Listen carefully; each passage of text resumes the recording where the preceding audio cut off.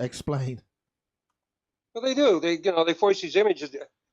The instant you take an image in and label it, the moment you take an image in and label it, becomes part of your DNA, because that's where it's stored, is in your DNA, and then you broadcast it over and over again because it's stored in there, and so that's why I talk about our batshit brains, because you shouldn't let little kids see anything violent or anything like that. Nobody should be involved in that for any reason. We should be like the nature spirits, but basically dancing and singing all the time. That's really what we should be. There's a tribe of pygmies in the Congo that are ideal. These people, they sing to the forest because the forest provides for them, and they do 7-part harmony, the maximum possible harmony with overtones. They're phenomenal, and they do it all over their voices, and they're dancing. You can't get them to stand still, and they're dancing around in the forest all the time. They're having a wonderful time. That's what we should be doing. When we get to dream time or golden age, that's probably what we will be doing. Yeah, but this is really important in terms of what's going on with the internet, with media, with all that kind of stuff that's happening right now. The amount of stuff being fed into kids' brains and the kind of terrible images are being seen at schools, that somebody is using them to manufacture some of their existence. Is that correct? Yeah, absolutely. Everything starts at a seed, and the seed of this entire multiverse is our brains, the human subconscious that they know of. The amount of data that it processes is equivalent to 10,000 movies playing all at the same time. Therefore, in the subconscious of humans is the entire script or movie of the whole multiverse. I've got it laid out. There's no question, because everything mirrors off. It does that, and so we make the entire multiverse, which they have now even found inside of our brain. That our brain is structured into multidimensional, like etheric, parallel realms. Where have they done that? Is there any references that we could see that somewhere? Of it. You can look it up. I forget who, a psychologist or physicist, find evidence of multidimensional realms within the human mind, the human brain. There's pictures of it. I've got a picture of it. I can email it to you. But so that's where it starts. It starts as a seed there in us, and then is broadcast out into the entire multiverse for our viewing pleasure. Now, so the whole deal is getting into the image management business, which is what you're talking about, that the Illuminati do for us very effectively. Very effectively. They use our brain more than we do, to manifest the things that they want. And we let them.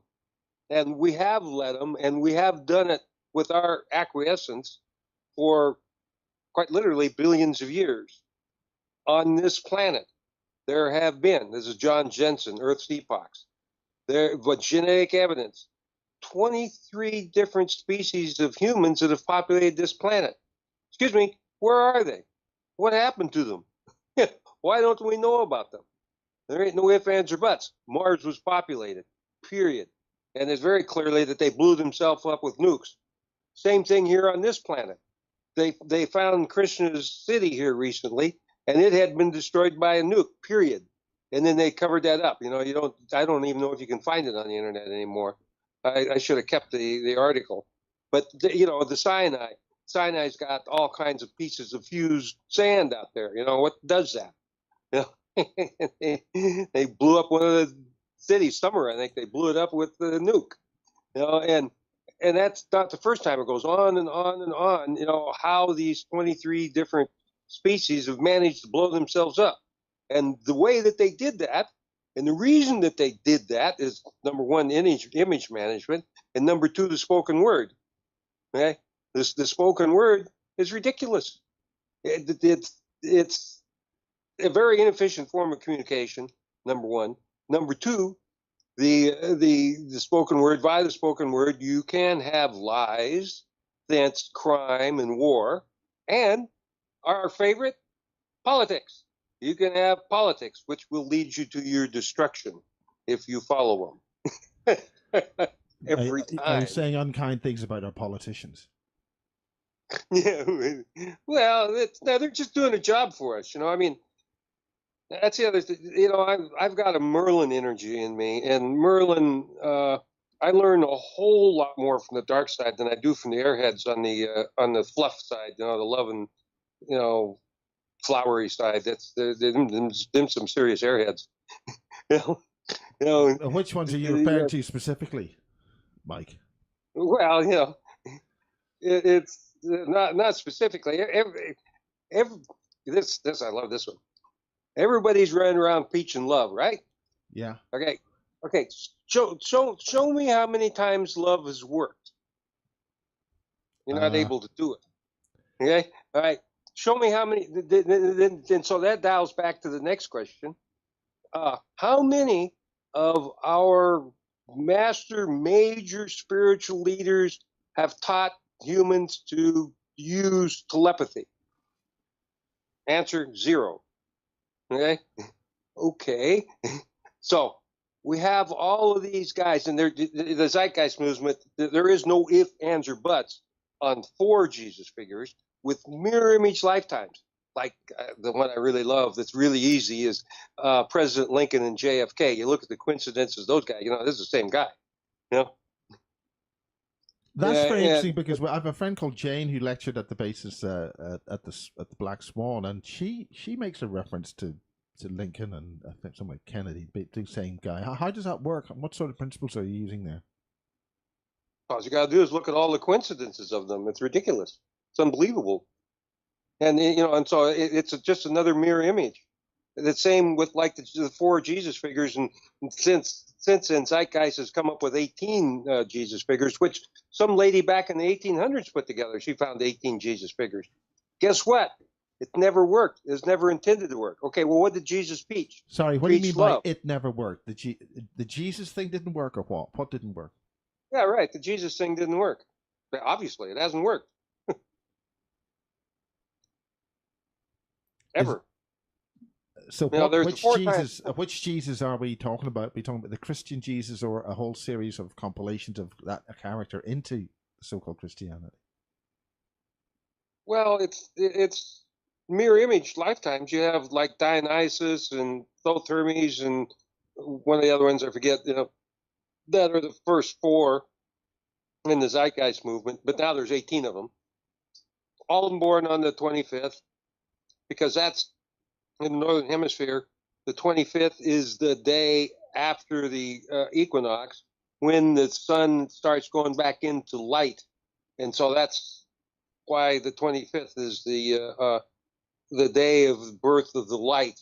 It's supposed to be the light of humanity, but excuse me, it's not, because it didn't work, did it? And so we've had a number of spiritual leaders, other than Jesus, of course, and his predecessors, all teaching love. Not one single one of them teaching telepathy. Okay, well then, as far as I'm concerned, they're all bullshit. Because telepathy is what would free humans. Telepathy would stop all the lies, stop the crime, and stop the war. But they don't teach us that. They teach us love, which has not yet worked, ever.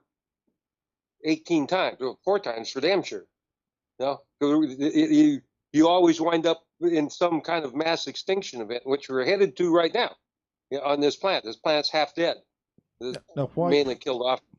Why do you say that? What's making it half dead? What's your evidence for that? Explain. Well, all you got to do is look up the chemtrails. The chemtrails have basically killed the planet. And the planet goes through a natural cycle anyway. We do have a natural cycle coming up of an ice age pretty quick. But the chemtrails are a neurotoxin, and it has killed over half the forest, half of the wild animals, and hugely half of the phytoplankton in the ocean. That you can look up. It's really easy to look up. All this stuff is, you go on a geoengineering watch, they're a little bit more alarmist, because it's actually easy to fix. This is probably the mainest thing. You talk about the Illuminati using people's brains and so on and so forth. If we get together, humans, and use our brains properly, we can convert this whole planet to pristine in the blink of an eye. It's the Maharishi effect. Now, I've got a photograph of you from your Facebook page with a couple of very fine Indian people. You're sitting down. Explain all that, the Maharishi effect. This is really crucial. The Maharishi effect is mind over matter, period. Which dials back to Max Planck, who in 1944 had finally given up and said that, excuse me, matter does not exist. It is all consciousness, and that consciousness is contained in a matrix, and that there's a control to that consciousness. Max Planck said that he's the father of quantum physics, Max Planck, and he's a very brilliant individual. And essentially Heisenberg and Schrodinger said the same thing, but Einstein and those guys, they just couldn't get away from materialism, reductionism, the speed of light being constant, everything being relative, it's all of which is not true. But could you describe exactly what you mean by Einstein not being right like that? What does that really mean in terms of everybody's concept of Einstein and why we can't do anything because we can't go faster than light and all that rubbish? Well, Nikola Tesla had the best comment about relativity in Einstein. And his comment was, "Where's the music?"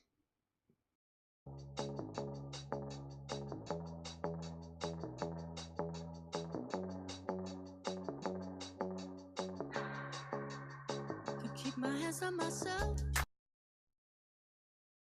And there isn't any in what Einstein's got.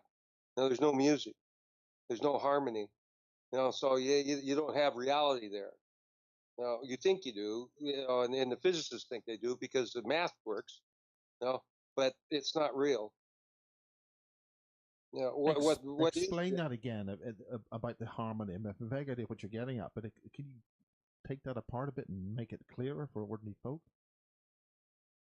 Well, everything manifests according to the Fibonacci series. In the Fibonacci series, within the Fibonacci series is the 7 musical notes. And from there, you have not an infinite variation, but pretty much that you can have. And that is what's going on. That's the music of the spheres, what's going on. Dust them off, put them back up on the shelf. Kiss my little baby girl is in need. Am I coming out of left field? Ooh, I'm a rebel just for kicks. I've been feeling it since 1966. Might be over now, but I feel it still. Ooh, I'm a rebel just for kicks. Let me kick it like it's 1986 now. Might be over now, but I feel it still. Got another mouth to feed.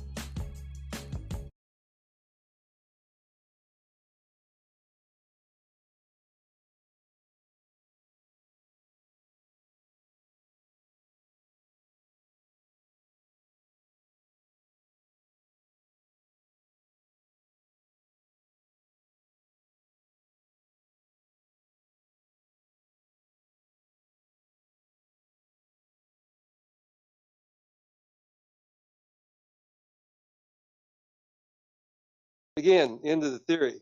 Seems that we're going backwards.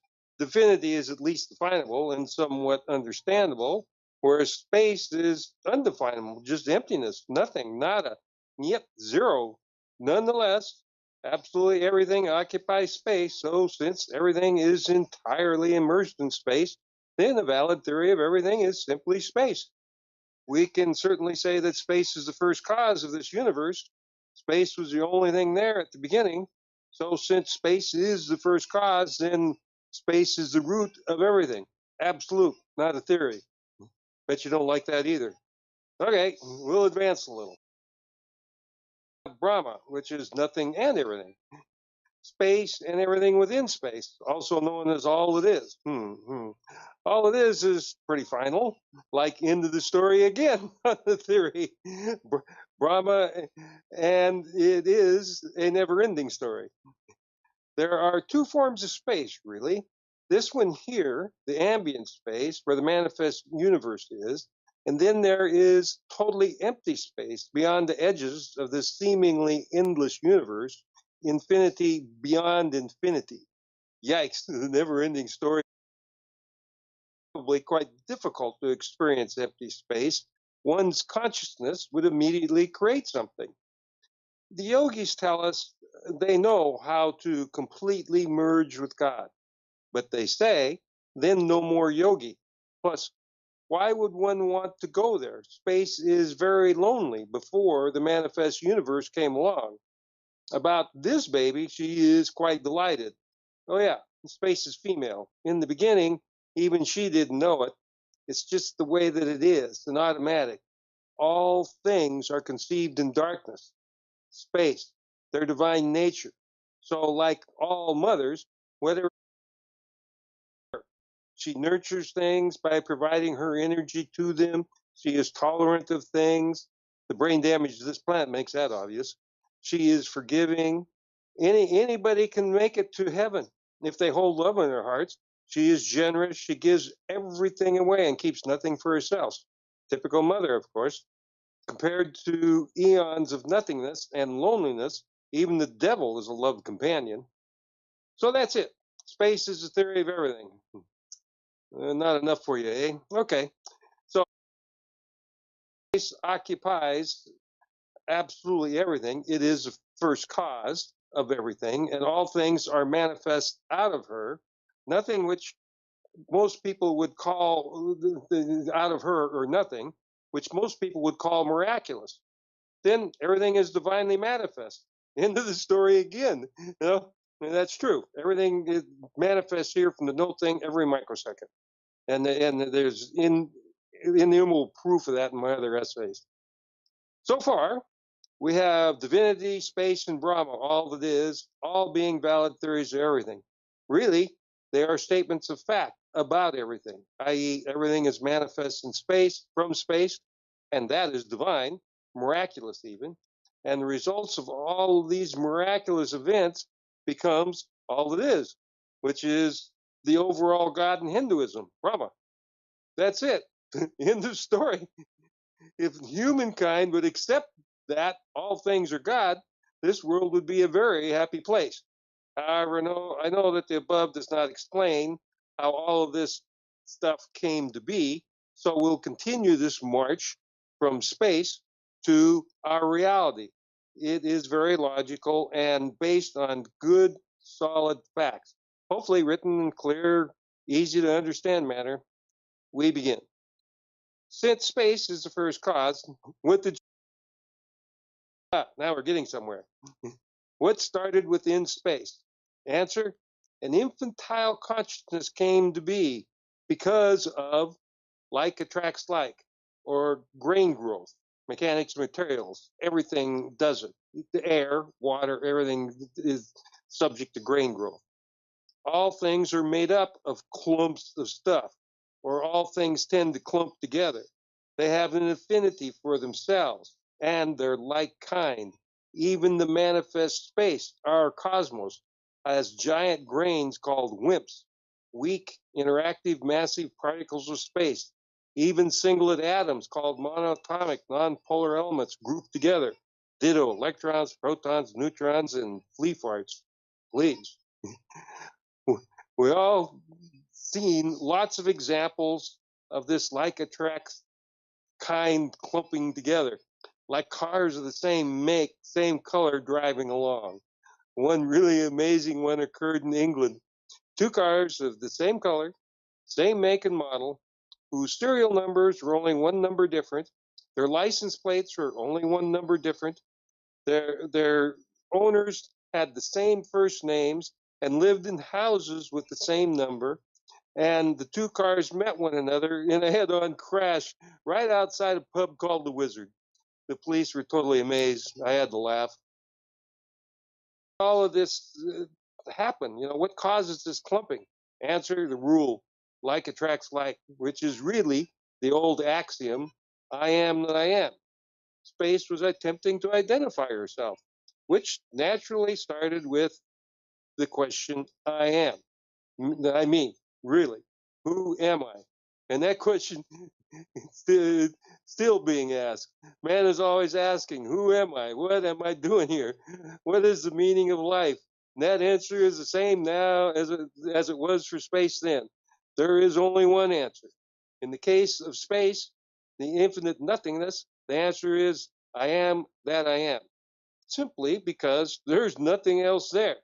In the case of an individual man, same answer. I am that I am, which is supposedly what was written on the first tablet that Moses brought down from the mount, the one that he threw at the golden calf, and then he went back and got the 10 Commandments. Yuck, nobody. We are now the operative aspect of that you have. I am on one side and I am on the other side, with that in the middle. That is the gap, the bardo in Buddhism. In order to have a mirror image, you have to have a gap across which the mirroring can occur. So we have I am a semicircle, then a gap, that divine gap, then another I am, the mirror image of the first semicircle. After a while, even God lost track of which semicircle came first. Doesn't matter anyway. They're all identical. The gap is very important. It is our answer containing nothing and everything. This is important to realize.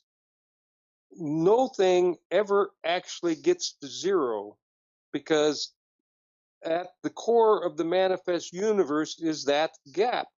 The famous 0 point, and 0 point energy does not exist. They're looking for that gap energy, which is, of course, infinite. It contains nothing and everything, and it is everywhere all at once. So I challenge you to find that. Science still hasn't done it, despite the fact that it's everywhere all at once. They still haven't found it. There are a bunch of human experiences, devices, and experiments to support this.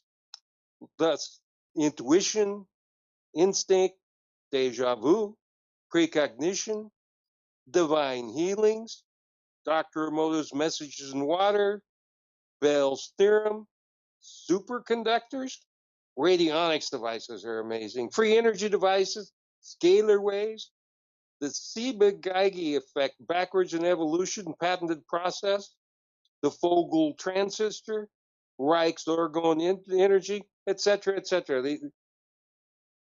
In my other essays. What do you have within the entirety of space? Two answers, nothing and everything. What do you have within any piece of space, no matter how small? Same two answers, nothing and everything. All things are God, including you. So as originally stated, all things are divine. We do ultimately arrive at the manifest universe and those important good vibrations, all due to one reason: divinity and divinity's rule. I am that I am, which is easier understood as like attracts like. Application of the rule answers just about all questions. In fact, it's quite difficult, if not impossible, to escape the rule. So please allow me to refer to it as simply the rule from now on. The rule is also the cause of harmony, of which we need all we can get. We have one idea, divinity, the feeling of space, and two parameters, that gap and the rule. Not much of a theory. These two things are ether, which has been negated by science since the late 1800s. If you can believe science, it's very slow to change its mind. But nonetheless, it is there. You can take a picture of it. The mystery is zero. In fact, there has to be a bunch of ethers, all nested one inside the other, like Chinese boxes. This is covered in the Nested Theories essay on Sepp Hasselberger's site, and further supported in the Origin of Life essay. There's on Sepp Hasselberger's site, there is the Origin of Life essay. There are also memories and karma are made from this, and all that's very well explained and inescapable, essentially. Is the ether a theory? Not to me, nor to anybody else that really studies it. Just another fact of life. And then there's a picture of a honeycomb. The ether is a giant honeycomb. It is the background screen on which this entire universe is projected. Each layer of the honeycomb is sovereign and two-dimensional in nature. Ethers get here, and why? Well, we've got only three things to work with: space, the rule, and the feeling of loneliness that is being replaced by love. The divine aspect is simply due to the fact that all things manifest from the no thing. So, despite the fact we proceed quite logically, we still have divinity at work, the mind of God. So, how does the mind of God work in the beginning? That mind worked just like a baby's. Mama followed by mama, and then mama, and again for a few days, and maybe graduating to papa or doggy. I am that I am was such a good idea that it was followed immediately by another I am that I am, and it's still going on. Wherever our ambient pregnant space meets the void, I am that I am continues to literally make the ether unto infinity. So, the ether is this gigantic to us, infinite honeycomb, layer after layer of the very first idea, just like the layers in the bee's hive. Exactly like the bee's hive. Isn't it interesting that honey is the only food that will not rot? Maybe because it's infused with primal and eternal. So for me, as I'm talking to you, it is important to understand that the ether is a two-dimensional construct. Despite the fact that a honeycomb does have thickness, if you are living in that honeycomb, then infiniteness of length and height would occupy your interest. Your environment is two-dimensional. Important. One honeycomb, due to the rule, mirrors off to create an identical honeycomb. This mirroring occurs across the gap. So now we have two honeycomb arrays. Let's just think about these two arrays only for a moment. Obviously, God is perceiving these developments, but not from a point of view, more like an overall knowingness. The point of view idea has not come along as yet. So the two honeycombs have the same kind of perception, i.e., knowingness, intuition, if you will. Let's honeycombs for a moment. How do these two honeycombs perceive one another? The answer is they don't.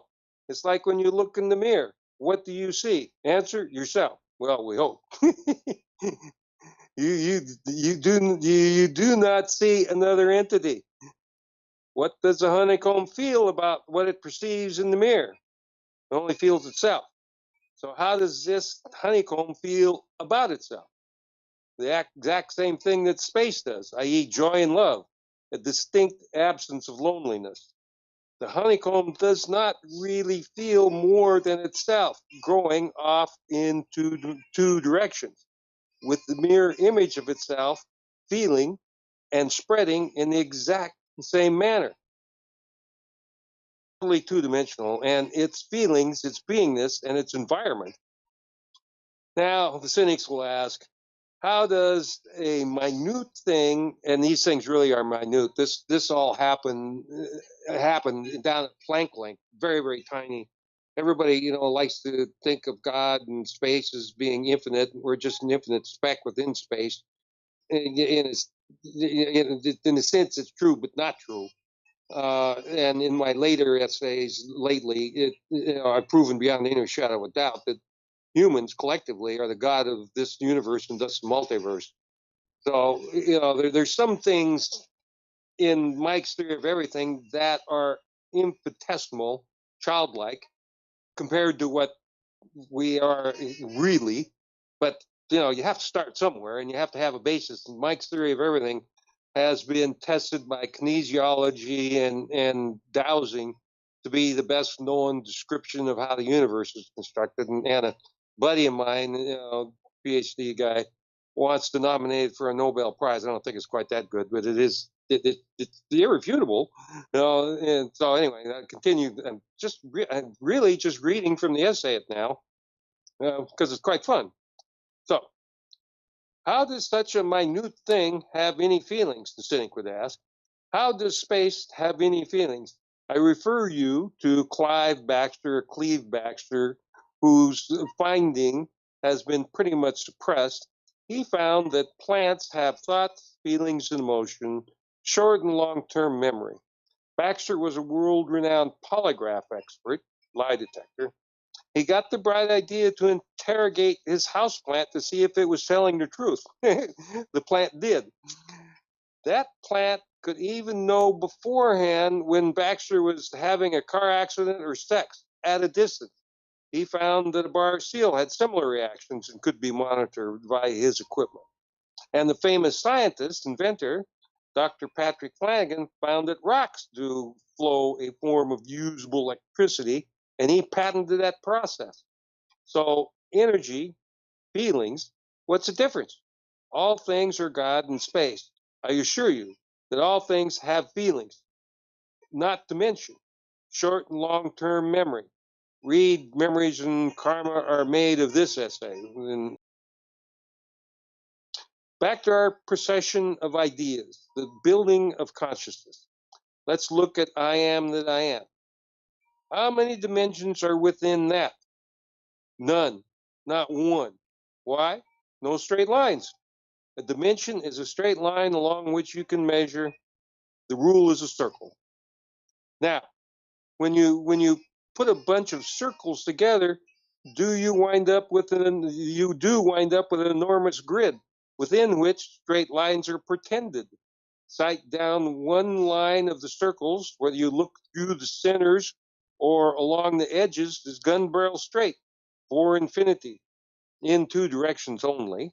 Okay, so we see the beginnings of straight lines and thus dimensions, thence numbers. But numbers are not really there yet. Why? Answer: what kind of number is infinity? Neither is there a point of view as yet. This point of view idea that has not yet been developed. And there is an enormous amount of information that gets used, and that info is transferred without the use of a point of view. Instinct is the most obvious. Intuition examples are the way that whole schools of fish and flocks of birds move as one. This is group mind and has been a fact as a result of grain growth and the rule since the beginning. The book Global Grain by Howard Bloom lays this out extensively. Then we have the 100th monkey observation, a splendid example. There is a species of monkey that can only be found on 3 islands south of Japan. They subsist on fruit that falls from the trees. The problem is that the fruit gets dirt and grit on it that eventually grinds off the monkey's teeth, which leads to death. These monkeys were being studied by a group of scientists. One day, a female monkey dropped her fruit in the ocean. She jumped down and washed it off. After that, she developed the behavior of always washing her fruit. Then her son copied her. Then another monkey adopted the behavior. About the time the 100th monkey on that island adopted the behavior, all the monkeys on that island and the other islands picked up the information out of the ethers that day, probably that second. The point is that the info was transferred without. It is a huge egotistical mistake by us, and it leads to our current materialistic and judgmental system of belief. stems from our all-important point of view. The Big Bang starts at a singularity, which is really a gap. Our self-consciousness starts at the same place. A recent essay, Consciousness Begins, proves this old statement. On Academia, I have a number of quite amazing essays, and the last one being Consciousness Begins, and it proves that statement in Mike's Theory of Everything that was written 10 years ago. So we think that everything has to start at a point of view. That is egotistical and simply wrong. There is to assimilate information God's way. Please read the essay Maximum Assimilation and Acceleration, How to Become One with the Universe. And the way you do that is by losing your point of view. And the essay is posted on SEP's site, and it explains how to do that. And the feeling is phenomenal. If you follow that essay and actually do it, it's a rush. Okay. Now, how many grids are there? Well, in the beginning, only one. But before long, as the grid builds, it runs into the rule and has to mirror off. So now we've got two grids. One, an exact copy of the other, mirrored off across the gap at a right angle to the original grid. This is important later. I know the religious folks this, but it is not difficult. Even God's space was a baby, and her mind progressed via incremental advances. Each new thing is repeated over and over again in an obsessive, compulsive manner.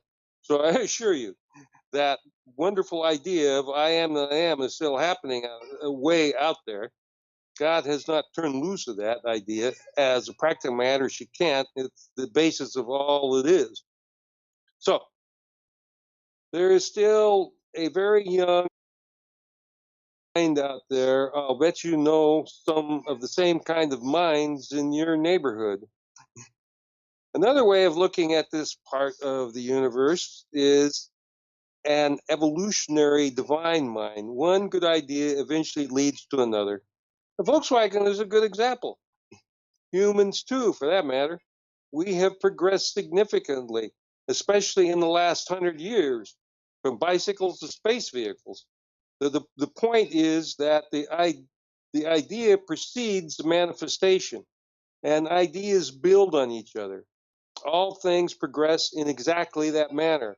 We do it because that is exactly the way God does it. So there you have another theory of everything finished, i.e., that all things are manifest here due to ideas built upon ideas, an evolution of ideas. The evolutionary divine, this is where the religious folks would like us to stop, i.e., that God's consciousness has divinely manifest everything. That is true. It has. But you see that the creationist idea does not work all by itself. Even God's consciousness has evolved. All things do because of better ideas. Now, we're going to explain how those ideas are made manifest here, i.e., an explanation of the energetic sequence of events that forms matter and vibrations follows. So we continue with the building of the ether. We have one grid or array that has mirrored off to create another exact copy. What is God doing at this point? She's identifying herself as a grid. She is totally absorbed and focused in this grid. She is the grid. There was absolutely nothing else to do and not one other idea. I am that I am became I am this. We do the same thing. I am this body. Space has not differentiated yet, and everything was still the same, a uniform field. So then, due to the rule, I am that I am attracted another I am this, an identical grid. Now we are back to the rule. Like attracts like. To a baby's consciousness, this is quite exciting to say the least. I am saying that the grain several honeycomb grids is formed. The grain is a clump of the grids. The grids clump together as grains do the rule, simple, creating a seed. So in an obsessive compulsive manner, space continued to manifest these grains and grids, which, due to the rule, they all look exactly like each other, and they stick together, each clump mirroring perfectly with the other, just like the blocks of the Great Pyramid. So we have grain growth. But at the root level, within the grains, we have flat plates of the honeycombs. The gaps within these honeycombs line up. That's important. Was and still is very happy playing with her building blocks, just like a baby. Not kidding. After all, we are made in God's likeness. Although these building blocks are basically spherical due to the rule, they stick together nicely, and the honeycombs inside line up perfectly. Again, due to the rule. In fact, everything is a valid theory of everything. Like attracts like. Into the theory again. You, you know that you know that when subatomic physics first began, the experimental results mirrored the experimenters' beliefs. It was very obvious that consciousness did, in fact, have an effect on matter, and the physics community was leaning toward divinity. This is what the Heisenberg and Sentience principle and Schrodinger's cat were all about, i.e., leaning towards consciousness as being the root cause of all things. Yikes. The accepted logic of the day was based on Newton's idea that there was a root, hard, massy building block of the universe. Toward that idea, it was Einstein's EPR theory that brought physics back to where they still are today, stuck in materialism and reductionism, despite the fact that the EPR theory via Bell's theorem, as well as relativity via Professor Konstantin Mials, among others, have been proven wrong several times. Science will not embrace consciousness nor divinity as being the root of all that is. What science is looking for is a logical sequence of events, the net result of which is a particle or a wave. So far, herein, we have neither. Consciousness does not have a frequency. How do you know? All adults, when they die, lose 14 to 21 grams of weight. That leaves as energy.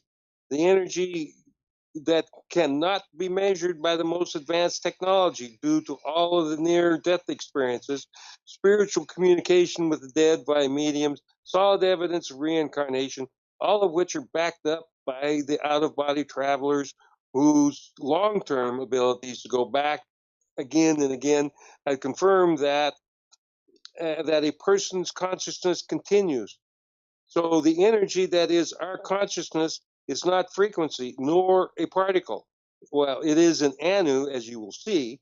Then, of course, space, the rule, the ether, divinity, and all it is, none of them are particles nor frequencies. So, as judged by science, we've gotten nowhere. Nothing to measure. Good. We continue. What happened next? God kept playing with her blocks, and these blocks just got bigger and bigger due to the rule. It's like this. First, we had a honeycomb. The first honeycomb can only get so big before it runs into the rule and has to mirror off, then mirror off again and again. Then the rule causes the whole collection of grids to become a grain. Then whole grains mirror off in their entirety. So one grain simply mirrors off and automatically creates another grain, or quantum if you want. So one grain or quantum mirrors off to form another grain in space, within nothing, in a divine manner. Hey, wow. Those two grains mirror off together, creating four. We have kind of a cube. Now, all embryos do this too. I wonder why the rule that cube will want to become a spherical, which is exactly what happens to the embryo. At the blastoid level, it is a hollow ball, i.e., one etheric cell, a mirror image of the ambient ether. Meanwhile, The honeycomb ether is continuing to build, so you will get more grains forming elsewhere within the ether. Then, due to the rule, these grains clump together with other grains that have already formed, eventually forming an even larger grain. This clumping together occurs in a very simple logical manner, very much like the Fibonacci series. Within the ether are becoming recursive and fractal. Then the groups of grains run into larger version of the rule, and a new larger ether forms around these grains. This new larger ether and its grains clump together in the exact same manner as did the smaller grains, inside again, recursive and fractal. So we have an explosion of these ethers, grids, and grains getting larger and larger and larger ad infinitum, all nested one within the other, all occurring due to one. The ether and the grains within the ether are 2D energy that supports multitudinous universes. In my Father's house are many mansions. The near-death experiencers, the out-of-body experiencers, the advanced yogis, the avatars of this planet all say the same thing, that out there are many, many universes. Jane Roberts, in her famous Seth books, described an entity called Seth 2, within whose consciousness a blink of his eye equaled the beginning and end of this solar system. These observations are quite subjective and personal, thus science wants to discount them as not objective and wrong. There are about 700 near-death experiences every day in the U.S. alone, and probably an equal number of out-of-body experiences.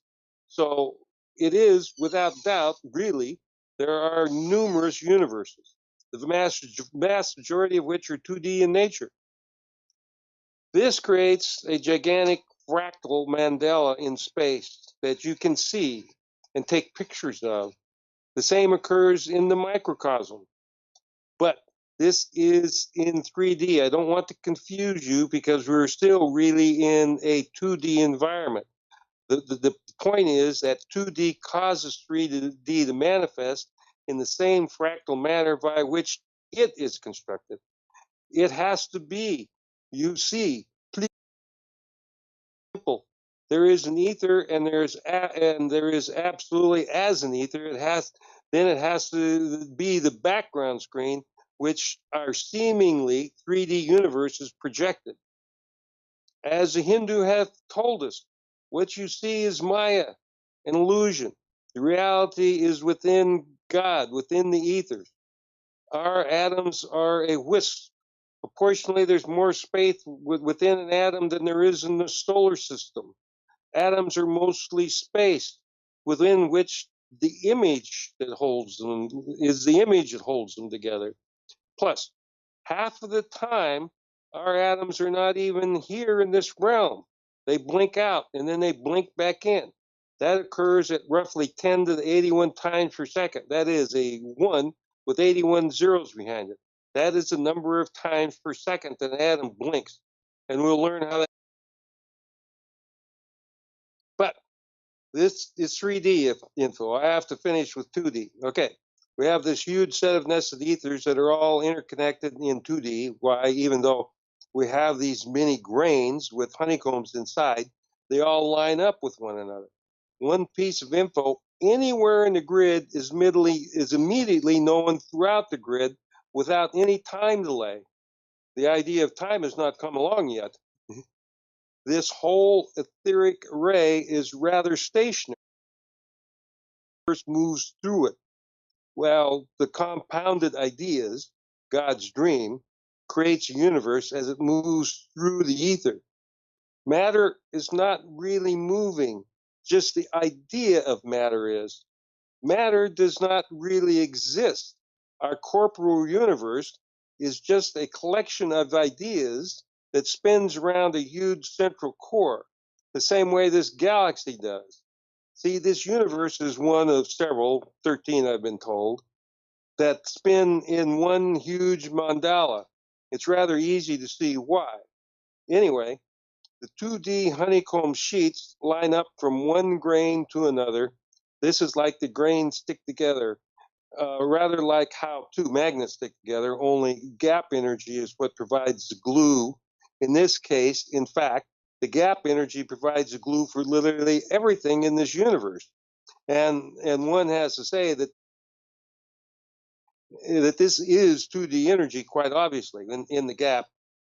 Well, and you get into complete darkness, which they've done. You know, you can take anything and apply carbon nanotubes to it, which absorb the light, and no matter what the shape of the thing is that you're looking at, you can't see any shadows or any definition. It appears 2D. And so in space, everything is 2D. And the gap, within the gap, is all it is, and everything that is out there. And all the ideas mirror off across the gap as well as within the gap. The ideas come from the gap in the first place in order to be mirrored off. Okay, so now I get to the next one. I love this one. So, what is the ether made of exactly? We have all these lines in space that have magically appeared there. Well, we know that they are there due to a number of observation and experimental circumstantial evidence. So, what are the lines themselves made of? Okay, what is there to work with? We have space, the rule, divinity, feelings, and gap energy, which is 2D energy. So the lines have to be made out of that gap energy. I am that I am energy, gap energy, or consciousness, and the idiots keep looking for 0 point. Gap energy as well as consciousness are one and the same, having the 2D nature. Now, what is in that consciousness? What is it made of? We're talking an energetic field. Physics is always interested in such field. This one, however, has not been measured, primarily because it's infinite and thus defines conventional measurement. Because in 2D, all the lines are infinite, not measurable. It is the one abiding attribute of consciousness. Emotion. Emotion does not require a point of view. It just is. So as previously stated, space was lonely, to say the least, and that loneliness was replaced by joy and love of this etheric construct. So as being stated by most religions, love is the basis of all things. Thus we arrive at another theory of everything. Love. The gap energy as well as the etheric lines themselves are all made out of love. The color of them is of the ethers, and the lines of the ethers is the piezoelectric green. And piezoelectric green, the human eye is, I don't know, 10 to 20 times more sensitive to the color green than any other color because it's the primal color. And of course, all piezoelectric energy that's manifest by crystals, by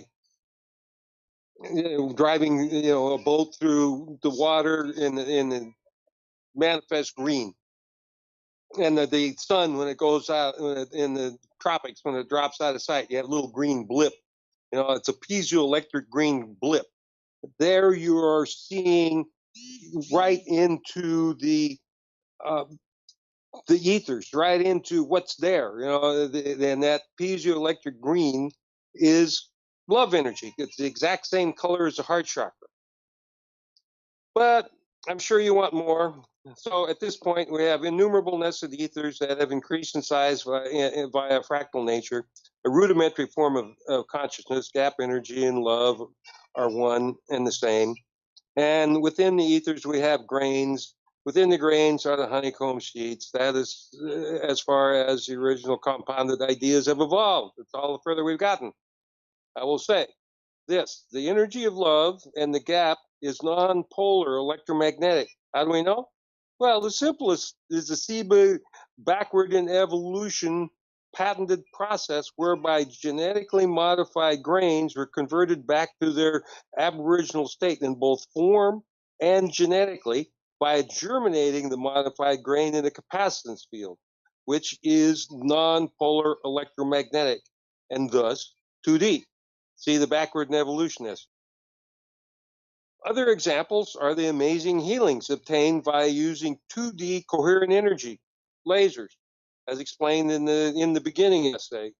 2D energy automatically includes gap energy, which is love, and it is very healing. That gap energy is non-polar electromagnetic energy that is produced by capacitors, superconductors, polarized light, monochromatic light, lasers, and several other simple devices. So this love energy organizes things according to God's plan. There is no other conclusion to be made.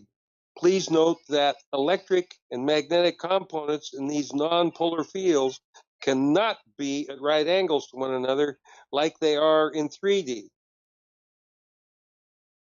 Observation in this case. Time. Well, droplets of time, really.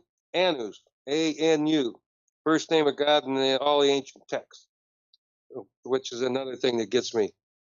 And they use Greek names and names from mythology to refer to all kinds of different phenomena in science. But the one name that is predominant in all the ancient texts is Anu. Where have you ever heard that before? Answer, no place, except just here, just now, for most of us. You know, A-N-U, first name of God in all the ancient texts. So there's in the essay, there's a picture of an Anu there, as well as in the origin of life. That essay lays out the origin of life as being an Anu. It explains why. Also in the essay, Memories and Karma are made of this, lays it out. And those essays precede this Mike's Theory of Everything essay. And that's why, you know, the Anu is so very, very important. It is the God particle. It is the energy shape from which everything is made, period. It's the center of the Anu is a double helix DNA spin, which amazingly organizes energy, you know, including your ass. That are so anyway, there's no mystery about the Anu. I've got several essays since then that just prove it beyond any shadow of a doubt.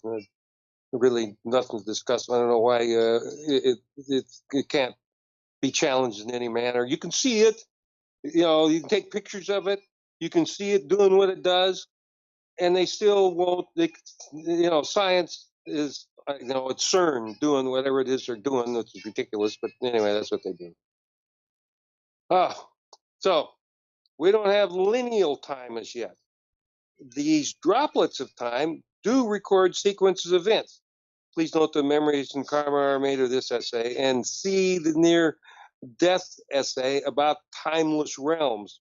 Within those realms, there are sequences of events, and they can be experienced as and when you wish, in no particular order. So, as stated and well established in the Memories essay, Anus are droplets of time. How did that happen? God noticed that time was going by. Even a baby gets bored playing with building blocks. But this idea of a time did not get very far. Why? Because of the rule. That initial idea was an energy impulse, went straight out into the ether and had to wind back on itself due to the rule. So that spin went off at a right angle to the initial impulse for a short distance and ran into the rule again. So time energy peeled off and headed back towards the beginning. Then, because the middle continued to spin, it portended or caused a spin on the outside. The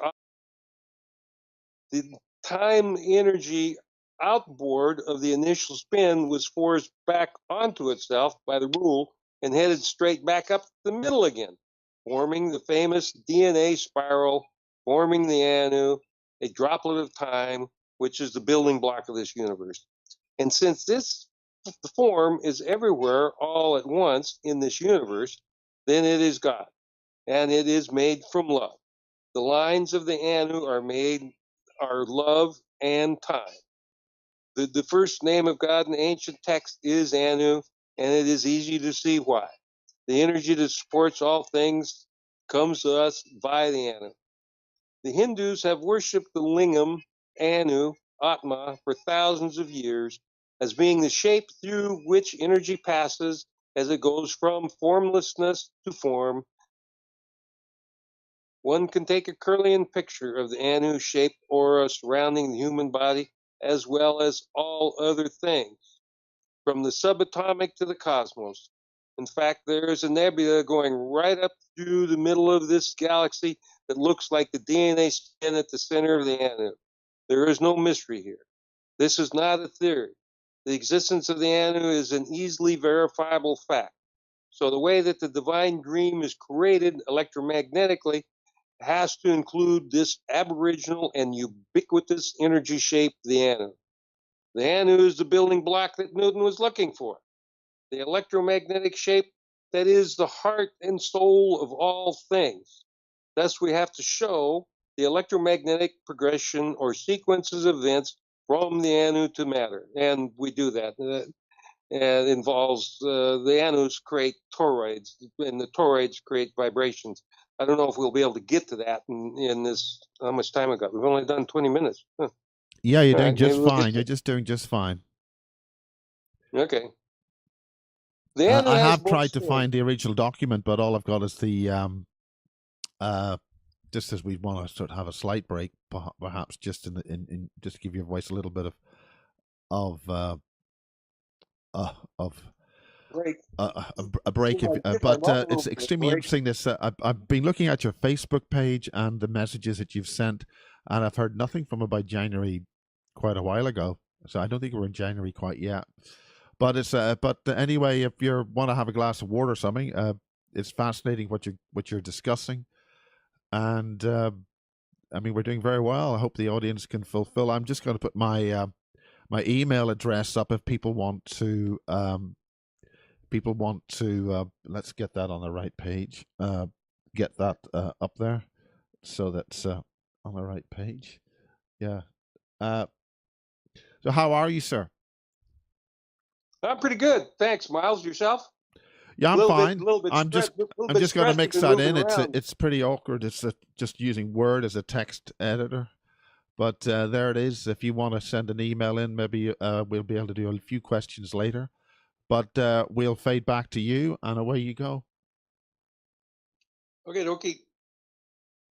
All right. So, where was I? Near death, stated, mirrors, Anus. How did that happen? And the baby gets bored. Lines of the Anu. I'm sorry, when we talked here, that it went back to the beginning of my essay. Oh well. Okay. Yeah. Oh yeah, now I'm back for it. Okay. You're okay. The Anu Yeah. has both. Good. Yeah. The Anu has both spins, left and right-handed spin, which is exactly how the next two Hindu gods of the Trinity are described: Vishnu and Shiva. Vishnu being right-handed spin and focusing inward, centripetal, whereas Shiva is described as being left-handed spin and spraying outward, centrifugal. This is also the yin and yang, respectively, of Oriental thought. Now, the Anu is obviously three-dimensional to us, the ethers, which is 2D. Therefore, the Anu is 2D also. Well, the Anu only considers itself as 2D because its etheric environment is 2D. Well, the Anu, in fact, within its etheric cell, orbits, spins, expands, and contracts, but creates no noise. You got all that action going on, and it doesn't create any noise. So, and noise requires polarity in 3D. You know, and so the Anu and the ethers are very clearly 2D. It's like we mentioned before, where a person dies, the energy that leaves them, you can take a picture of it, a Kirlian picture of it. You know for a fact that the energy is leaving. But I defy you to measure the frequency of it. There isn't any. So come on. Anyway, so our aura is 2D, which that aura which leaves is 2D. And there's no frequency to it. The aura around an atom is 2D. The nebula at the center of this galaxy is 2D, etc. All this because these things are supported in the ether, and the information in God's dream is passed on to them via the Anu. One could say that the Anu is Jesus, the male offspring of God. That is exactly like Jesus said, I am the way and the light, and the only way to God is through me. Now we know exactly what that means, i.e., passing back to the formlessness by the Anu, lingam, Christ energy, which, like the Anus have been telling us for a few thousand years, okay, mirrored off. And it had to do so across the gap, please. Know that there is always an empty etheric cell between the two Anus. The Anus are dispersed in the uniform field of the ether. Something like this from my essay. I've got a rudimentary with parentheses and ampersands in between there that shows how it happened. So it is important to note that the ether is the home of the Anu. The sheets of the honeycomb are 2D. Thus, Anu is a 2D construct, despite being ovoid 3D. You can imagine the explosion now. An Anu after an Anu in one honeycomb after another, growing larger and larger exponentially in a fractal manner. Wow. Form of the ether can be seen in this picture of a dusty plasma. All you have to do is Google dusty plasma, and you can see the hexagonal form in there, so clear, and they never talk about it. I want to inject here that there are several different forms of ethers. First of all, starting with circle, obviously, because I am that I am created a circle. The lines of the circle are made out of love, which is self-attracting. So they attracted to one another and form squares.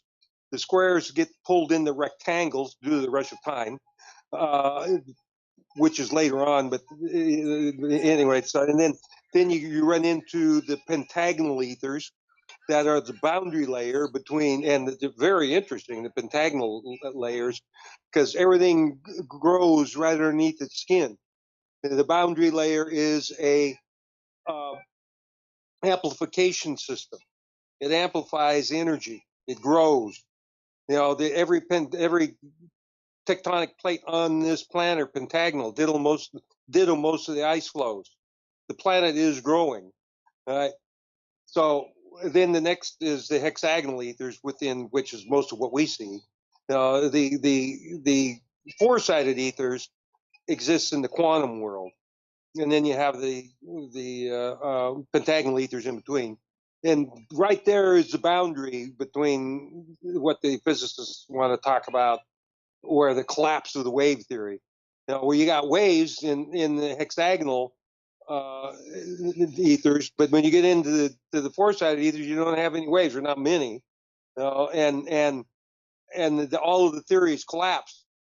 Because you have no waves that are easily measurable in the four-sided ethers. You do have light rays in the four-sided ethers, but they're not easily measurable. And when you get below light, there isn't anything to measure anymore. You're into consciousness, pure consciousness. Speaking of pure consciousness, one of my recent essays, I've gotten very much into explaining how pure consciousness works, and it's not at all pleasant as you would like to think it is. We humans are a little bit, as pure consciousness, we are without doubt masochistic. That's a recent essay that's in the Academia website. Humans are very clearly masochistic. We have been beating up on ourselves for billions of years, and the proof of that is that we're getting smaller, dumber, and weaker. There have been. Interesting aspect is that everything in this universe seems to spin to the right. Well, all nebulae and so on. So why?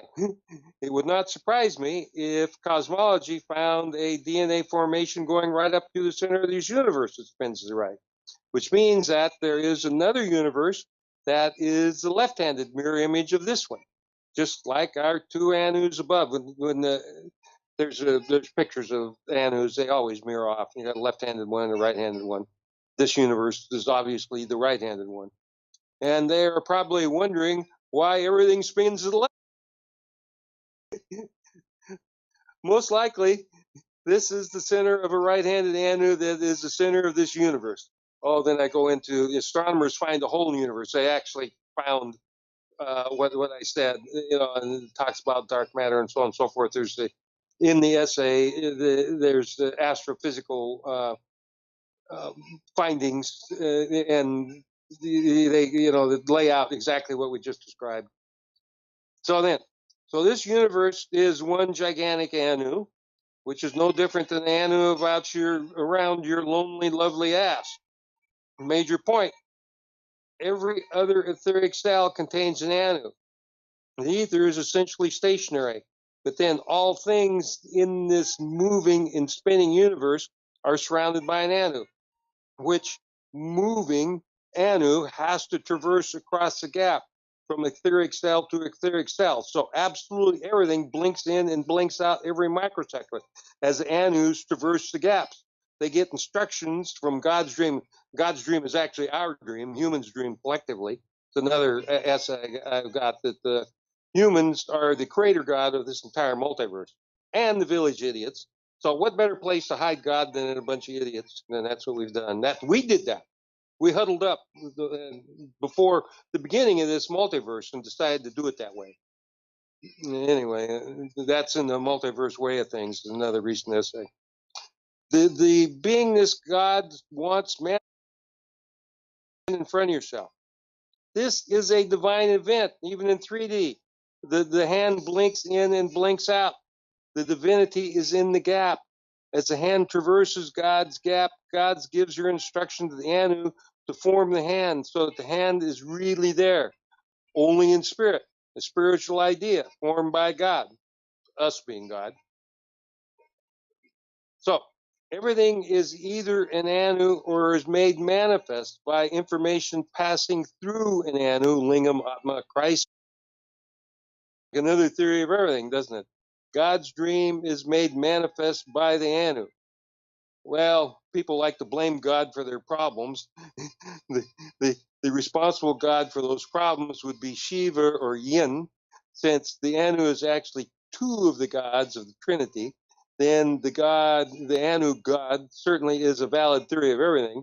It really is, and please note that it is virtually all space. All the spinning space in the middle is a seriously connected gap. The is formed by the rule. Its lines are made of love, containing space, lives in the ether, harbors all the information in the universe. It via its own gap, and records sequences of events, which include the emotions attached to those events. So we have wholeness. The Anu contains everything.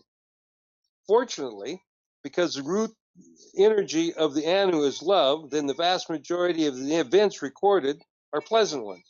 Again, refer to the near-death experiences. Things are absolutely wonderful out there.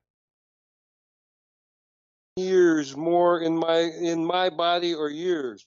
There's not a single experience on earth that could not be as good as being dead.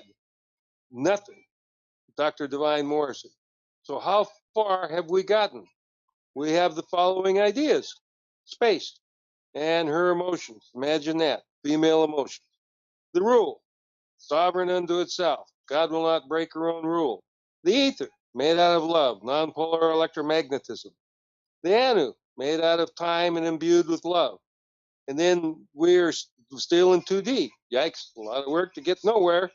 As far as science is concerned, there is nothing to measure yet. All these things are infinite. Okay, what happened next? What mother would stop her two boys from playing and doing whatever they wanted to do? In this case, we have the offsetting forces of yin and yang, Shiva and Vishnu, organizing the world via their energetic form. The first idea that started all of this famous word, as described in Christian religion and in the Hindu religion, the word is identified as being the Om. That is another of those automatic functions that occurred as a result of the rule. The sound that the energy makes is, as it traverses the Anu, would have to be Om. Why? Simple. Look at the Anu. As the energy traverses the center of the Anu, best described as zero, the O. It is in fact an O. Then as it spreads, we have an M. It sounds like a sound that fits with what is. What the Anu is a series of O's, and then on the outside a series of M's. So you wind up with Om. And that Om is also an orgasmic Om, because that is really what happened. You have all of this love, these lines the ether's made from, the one line of the Anu is made from love, and they're all getting together. What's that? And they all exploded. What's that? What is an explosion of love? You ever had one? If not, ask your parents what happened to it. Looking at this other ways, O would be Yang or Vishnu, and an energy organizing force, whereas M would be Yin or Shiva, an energy dissipating force, leading back to God, space. And Sai Baba, God walking the planet, states that the first word was Om. So, right, fits with the religious confirmations, and therefore the first sound was Om. Core sound of the sun has been recorded by the University of Iowa as being Om, and the sound of the planet is birdsong. The sound ultimately created a vibration, and the permutations of that first vibration have created this corporal universe. So now we're getting there. We're getting close to 3D. And it gave the boys, Vishnu and Shiva, something to do. However, any emitted vibration has to have a medium in which to travel. The ether itself does not support frequency. Something else does. And I believe that medium to be the toroids formed in the ethers, explained in at least 2 of my other essays. I'll summarize and then follow up with the logic of how the ether formed toroids to support the vibrations. It will, if you blow or speak into a puddle of water, ripples form. Toroids, which are donut shaped. Sound cannot be heard in 2D. So the Om traversed between the honeycombs. In order to do that, Anus within the etheric cells had to line up and connect with their counterpart Anus in the next layer of the honeycombs, so that the Anus had to turn 90 degrees to the direction of their honeycomb to pass the message along. The first honeycombs connect up. Thus, due to the rule, that Ohm message and connection scheme passed down the line in a straight line also spreads 90 degrees in both honeycombs via mirroring. This creates another type of array of Anus running at 90 degrees to the 2D nature of the etheric honeycombs. Now, as this array mirrors off, it has to do so in a circle, according to the rule. Example, if you took a book and opened it all the way to where the book covers were touching, you would have all the pages fanned out. Now, if you took the spine of the book, that remains is a toroid. If you took the spine out of the book that remains, what remains is a toroid. And this is exactly what the energetic construct looks like between the honeycombs. Then one of these toroids, one begets the other via the rule. Due to the rule, these toroids clang together via the Fibonacci series, creating the music of the spheres, a heavenly harmony. Now, as the Om is first mushrooming out into the ether, her Anus, it becomes a sovereign unit. This causes another Anu to form around the completed sound. And of course, this Anu resides in a larger iteration of the ether and is 2D in nature. That is Omness, as it traverses the other ether ohm has to form wherever it goes.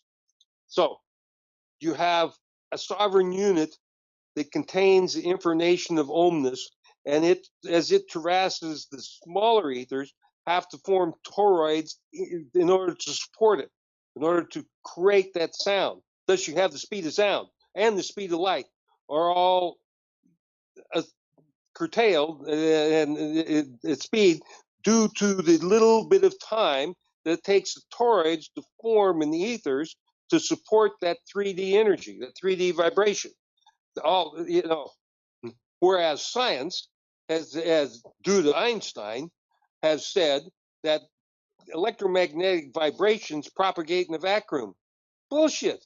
You know, how, the vacuum, first of all, is 2D. You know, it's dark energy, it's black. You know, and in 2D within a capacitance field, you got no vibration. So that's not working at all. So you do have to have a support mechanism for any vibration to propagate or traverse in the field. In this case, a field of ethers, a uniform field of ethers that differentiates by these toroids forming within the ethers. I have essays that explain it quite a bit better and show it than this one. You know, obviously I learned as I went along as I was writing these things. So this is the same for all things. There is an Anu of our beingness, which is also a collection of toroids formed by the Anus in the smaller ethers, all of which are formed and supported by God's will, dream. So there you have the final theory of everything. We got to add the numbers to it, which somebody with more time and patience than I can do, best not point with this larger Anu that supports all things. We are very near a point of view because it is a sovereign unit containing everything. It therefore must include a point of view, which it picked up in the following manner by the rule. You're going to love this. Imagine your space, infinite nothingness within the consciousness of an embryo. Not much there. You are. For eons you have been lonely, and abiding and totally penetrating loneliness. Now all of a sudden you have this explosion of activity going on, all of which is happening completely out of your control by the rule. While the ether is growing, this feels like a baby growing in a mother. There is this glow of love, just like an expecting mother. Consciousness picks up information directly, intuitively. The one emotion is the same throughout the ether, love. The awareness is just a glow of love. That's it.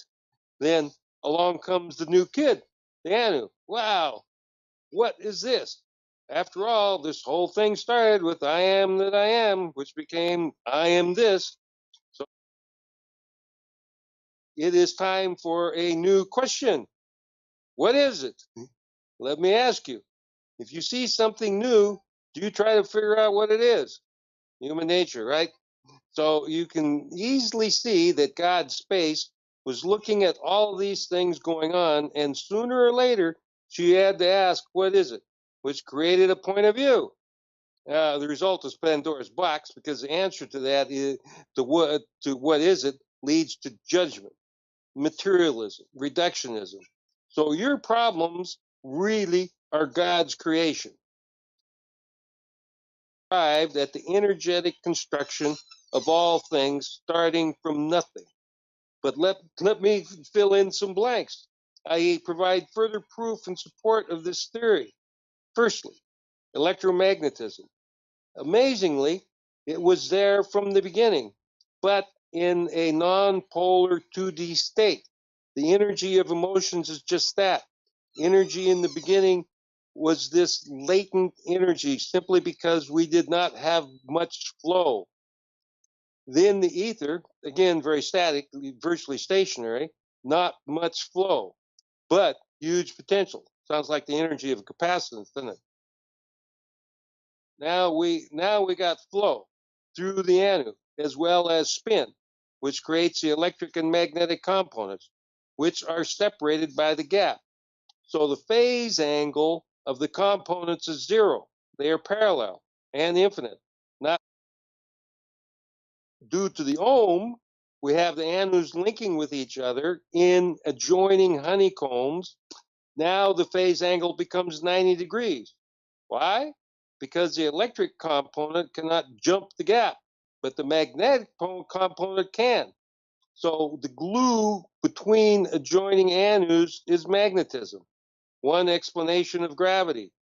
This and gravity that actually is an affinity for information. Love-based magnetic information. That's how information is stored in it, by magnetism. This would explain Newton's laws of gravity, simply because the larger the mass, the more connections at the anu level. Deadly simple. The Big Bang details, we have found that gravity is an affinity for information whereby anus share info across the gap between the ethers as the toroids form. Now we're in view. Obviously, after the success of the ohm, God started having other ideas. That, of course, manifests immediately. After all, she is God. Next, we have the toroids that support vibrations. You find these throughout nature, craters on the moon, ripples in the ocean. All the waves really move in concentric circles. Speaking of concentric circles and waves, in one of my recent essays, seeing as we have a little bit of time, it is without any shadow of a doubt that Earth is the center of this universe. Contrary to the Copernican view, they sent up 3 satellites to determine this. This is unbelievably simple. All of the galaxies in this observable universe lay out in concentric circles from Earth, which means Earth is the middle of it, right? It gets worse. Excuse me. We have the cosmic background radiation, which is uniform everywhere except right here. There's 2 anomalies, one of which lies in the orbital plane of the planets around the sun, the other of which lies in the axis of Earth's axis. It is, X marks the spot. Earth is the center of the universe, period. Thus the center of the multiverse. And us idiots, we're the seed idea of this solar system, and thence the entire multiverse. Humans are the creator god of the entire multiverse, and later essays prove that. There's no wiggle room. There's no wiggle room on any of this. You got a question, you apply the rule. Everything is consciousness, and the consciousness obeys one rule. Like attracts like, mirroring, I am that I am, it obeys that one rule only. And so matter doesn't exist. It's all just consciousness. If you see something, it's part of you. Okay, you did it. You created it, and it's all laid out in later essays. Okay, so ripple in concentric circles. Look at this one, man-made toroids, the most famous of which is the Tesla coil, which is used to broadcast radio waves. And radionics as well, is well known that the body will block incoming vibrations, even though they are sent by the ether, which is how radionics works. The researchers at the Bioelectromagnetics Institute in Reno, Nevada, found that the reason for that was that the root nature of the electromagnetic field in the body was that of a toroid, which would fill up with a particular frequency very quickly and then block that rate. The body would not absorb it, even though it's a beneficial frequency. So toroids both cause and damp vibrations. These would be Rupert Sheldrake's morphic fields, morphogenic fields, i.e. morphic fields. So again, any emitted medium in which to travel. The ether itself does not support frequencies. Something else does. And I believe that medium to be toroids formed in the ether. Explained in at least 2 of my other essays, and the other essay that is the penultimate essay of exactly how this universe is constructed is the 2D nature of spin, which is on the Academia website as well as on SEP's website. It's, again, inescapable. and then you invite. I suppose we'll get it to talking that one through too later on. This is the same for all things. There's an anu of our beingness around us, within which is a collection of toroids formed by the anus and the smaller ethers, all of which formed and supported by God's dream will. So there you have the final theory of everything. This theory fits with the following facts.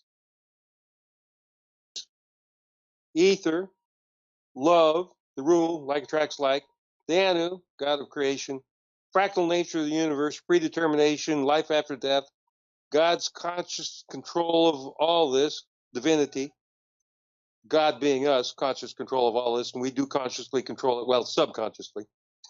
The evolution of God's ideas is obvious. The differing phase angle between the electric and magnetic components, that one is huge. You want to get into the physics of this thing, which also has to do with the collapse of the wave theory.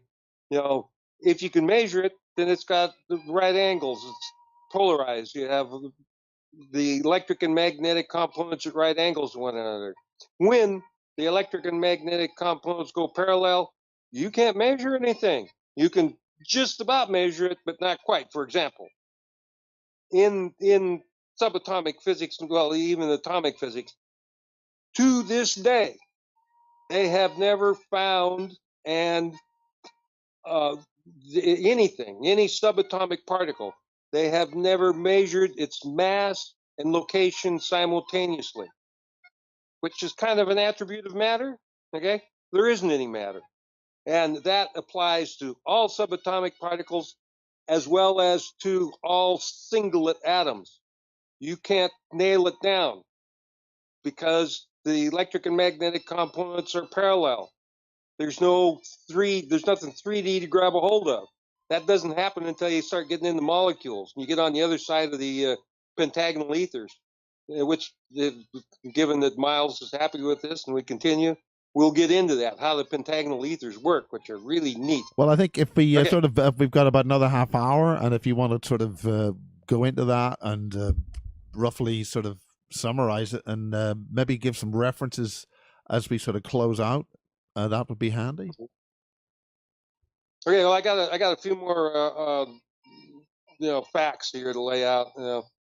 Electric and magnetic components, the Vishnu and Shiva, yin and yang. All it is, Brahma, the science that support this are basically everything that you can see, with special note given to superconductors. These materials are in this world, but not of it. They are 2D in nature. Virtually all of my writings extol the virtues of superconductors. The human body is set up to become a superconductor. All superconductors levitate. The ambient temperature superconductors, like the white powder gold and DNA, eliminate all the laws of physics. The Meissner field surrounding the superconductor expels magnetic lines of force.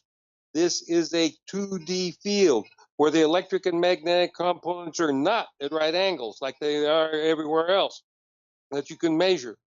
And it goes on about yourself to the many amazing facts about them. This is one aspect of science that they have yet to build. The back, sometimes the spelling is not too good. The Baxter effect, proving that plants have short and long-term memory, thoughts, feelings, motion, meaning that they are sentient, just like humans. And virtually everything else in this universe is all connected to God. I have to refer you to my essay on Dr. Emoto's Message in Water, wherein it explains how this whole universe blinks in and blinks out into gaps, and thus gets God's instruction every microsecond. Matter moves in a jitterbug motion. That is jitterbug motion was Niels Bohr's dream. And then they at the time when he had that dream, the way that they observed their subatomic experiments was with photographic plates. So they went in and put a microscope onto the images they had in these photographic plates, and they saw that it skipped. And it wasn't a function of the silver nitrate, that recorded the information. It was a function of what it was actually doing. And that's well, I've got even pictures of it, where you can see it blinking in and blinking out. There's an essay in the Academia called "The Illusion of Time." There's a video in there where you can see images blinking in and blinking out. Each moment is sovereign. So as you move, each moment is sovereign. So you got a sovereign bit here, and then you got a gap, and you got another sovereign bit here, and that's how it works, folks. It's not, mystery is zero.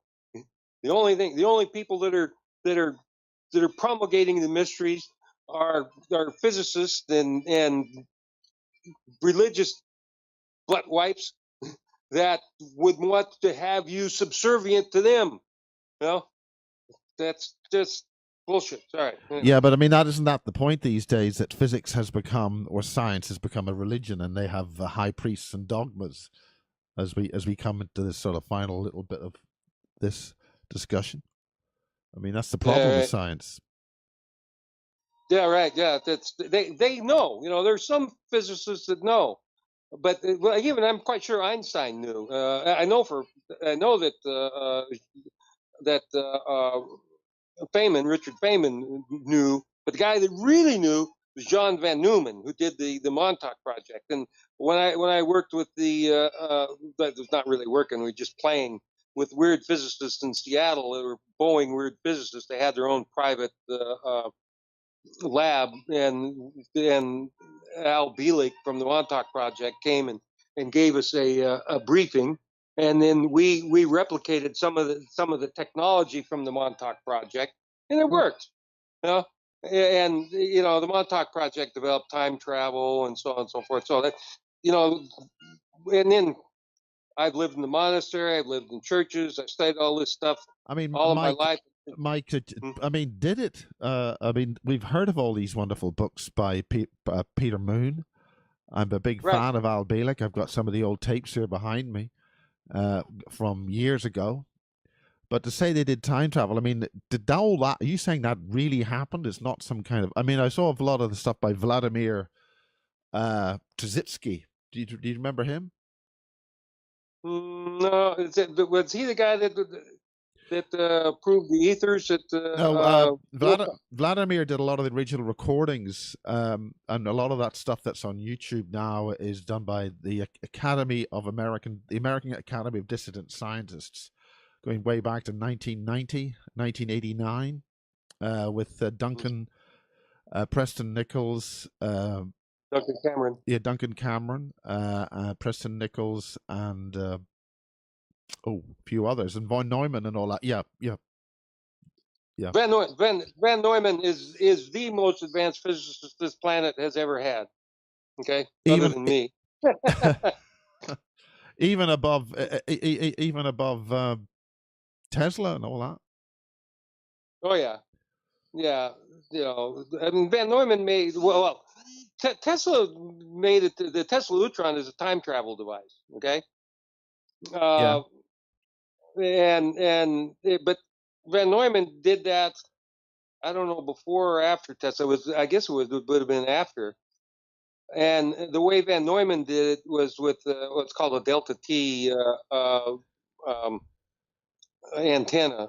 Delta T meaning time, which was a tetrahedron. You see in the books, there's a picture of it. The tetrahedron. Yeah, the delta T. That's a delta time. Delta T. Yeah. Right, delta time. Right.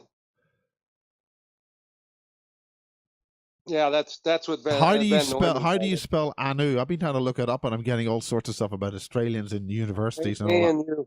Just simple as that. Yeah, right. That's right. Australian National University, but ANU is you will ultimately find it that it is the first name of God in all ancient texts. As an Anunnaki. Yeah, correct. ANU, then AKI. How you spell Anunnaki. Anu was their sky god, and an egotistical son of a bitch, just like the Anunnaki are. And are you suggesting that they're real? They're with us now? What? The The Anunnaki. Anunnaki? Yeah. Well, you could.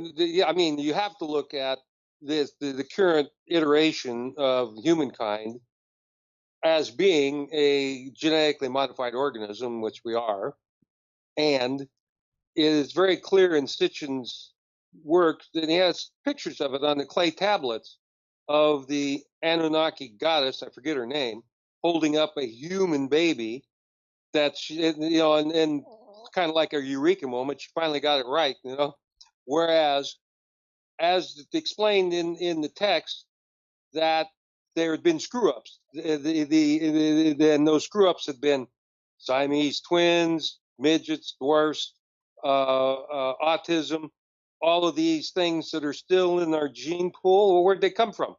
Well, they were trial and error. Genetic trial and Well, error. isn't that what they're before- doing now? All these artificial intelligence, cyborg, genetic, synthetic people, synthetic beings. Is that not what they're recreating or doing the same mistakes? Yeah, correct.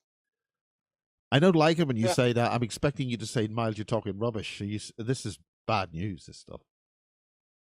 What's bad news? Well, the creation of genetic mistake? the synthetic humans that aren't working right, so-called super soldiers, stuff like that. Well, I don't agree too much with metaphysics, except the prime rule of metaphysics being that nothing unreal exists. That's correct. Yeah, nothing unreal exists. So, and then you have the ancient men on this planet, that are still hanging around for some good reason, and I pretty much have figured out what that reason is. I mean, we humans have to get together and change the way that things have been manifesting, and that's what these ancient men are hanging around for. And what do you mean by when we ancient talk- men? Well, 2,000-year-old men, you've heard of them. Some of them are even older than that. You have the Scottish Highlanders, some of which apparently are around 20,000 years old. You have ancient men in the caves in Tibet, Nepal, China, Colombia. Are you Burma. referring to the Sasquatch, the Yeti? No, these are humans. They are Yeah, alive. They're not. yeah, they're still alive today. There's and some of them interact with us. I know of very specific examples of those old ancient men interacting with current humans to create things that are just about to happen on this planet, particularly the big change we're looking to have happen, where we're headed to a golden age, but where all the money is released and the technologies are released, and the details of how that's being done emanated from an ancient advisor working with the Chinese folks that control those huge amounts of money. And I don't want to go into any further detail about that, but that's enough. There are ancient men here, and almost all of them have the ability to shapeshift. Which is a natural state. We all shapeshift. Take a look at yourself when you were young. You look any different now? Okay. Well, excuse me. Who changed your shape? Huh? Guess what? It was you. Why did you change your shape? Well, because you believe what people are telling about saying that you have to grow old. You believe that. You also believe the spoken word. I didn't finish about the spoken word. The reason the spoken word, our DNA has the spoken word structure, syntax coded into it. It also has, as a computer program in it, the past, present, future of ourselves and everything around it. It picks it up like an antenna. Okay, well, so why would we curtail ourselves? And secondly, how would we curtail ourselves? Okay, and the answer is by agreement, by a collective agreement. And that's obvious. The DNA is its information storage system. All right. So Who put that bit of information into our DNA? Well, we did, okay? And then why did we do it? Because we agreed with all the other idiots on this planet that we need to remain idiots for entertainment purposes. That was why this planet solar system was created. It was for entertainment purposes. Not only that, but for a very serious reason to demonstrate freedom to the entirety of creation. The entirety of creation being not only this multiverse, but a number of other multiverses, which is a point that I don't mind making at the moment, if you allow me. You have we got about another 20 minutes. Is that right? Okay. We have humans that are all different. They all have different fingerprints, and they really are different facial features, and so on and so forth. Excuse me. How do you do that? Here you have everything that's made out of love according to the Fibonacci series. It's a uniform field, and everything here is a mirror image of everything else. And then the one example I love to use is snowflakes, which we have been told are all different. Wrong. There's 35 archetypes of snowflakes. Okay, well, why isn't there 35 archetypes to humans? Answer, because us, humans, are representatives of entire multiverses, all of which are seeking some kind of separateness. And they send our ass here to provide that separateness. That's what's going on, really and truly. That's in the multiverse way of things, the recent essay on the Academia website. And there's which explains how the design features of this solar system preceded the advent of the solar system, preceded the I am that started this solar system. Before that I am that we just went through, there were the ideas of judgment. Why would God judge? Why would God go, what is it? When she would know that by doing that would create judgment. Not only that, creates the Archon. You know about the Archon very well, right? The Archon, Tricksters, the tricksters. Yeah, the Archon. The Archon are great. I don't have any problem with that whatsoever with the Archon. I understand them entirely. Yeah. So what do you understand as an Archon? What's that? What do you understand as an Archon?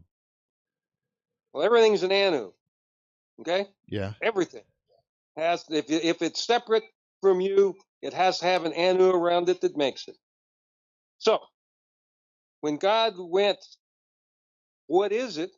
That created judgment, which is a line of energy.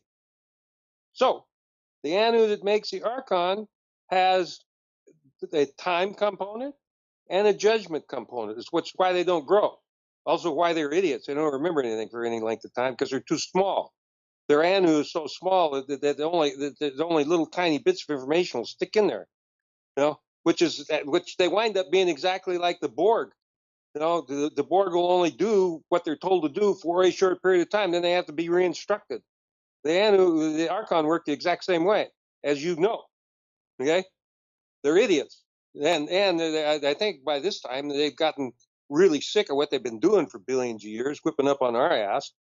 And of course, Anus, the Anu or the Archon change over from being jinn to being genies, which are really good and are allies. Like the Yaqui sorcerers referred to, the ones that they were able to switch, were able to cause to become like friendly allies, genies, allies. They do switch over. The Archon do switch over and become loving, and it's very simply done. And that the way that it's simply done is they get caught in any DNA spin of love, and that'll add the love component to their Anu. When that happens, it's a permanent change. I've done that with lots of them. Any dark entities don't come around me anymore because they see me, they know what's going to happen. I'm gonna grab a hold of them, start dancing, which they do have to dance because of the music of the spheres that goes on. There's this rhythm to everything. And the minute they sync up with you dancing, you bolt off into the DNA spin, and you keep running along in that spin, and pointing out to them the cross links in the DNA as being complete universes. Well, their pea brain's not able to keep up with that. It causes cognitive dissonance, and so before they have no choice. The love in the DNA that you're spinning in becomes permanently installed in their Anu, and they are permanently changed from then on. And they then are my Anu army that lays some of the most hilarious, fun images on me. I just love them. They're great. And then obviously once you've got to that point, you don't have any dark ones coming around you to speak of. Yeah. So anyway, so that's how Archon are made. They're made. Their Anus have a line of time and a line of judgment, which does not allow them to grow, and they don't. Okay. Yeah, I'm just trying to get one of your features up there. Well, I think we've been going for a while. I think we're heading to. We got another 5 minutes before we hit 2 hours, but I think that's long enough for the average viewer. I've been looking at some of your, and they're extremely entertaining. It's not entertaining; it's very interesting. So, Academia.Edu, I think it is. Mike Emery. Yeah, I don't know. Is that the correct site? Yeah. And I've got a picture of you with laying down with a swan. Tell me about that. Oh, I was just out swanning it one day, and what do you know? The swan kind of liked the idea, so we hung out together for a while. Well, this has been got me most was when you talked about the Montauk project. The Montauk project wasn't just isolated to the United States. There was a lot of stuff going on here. Do you know anything about that?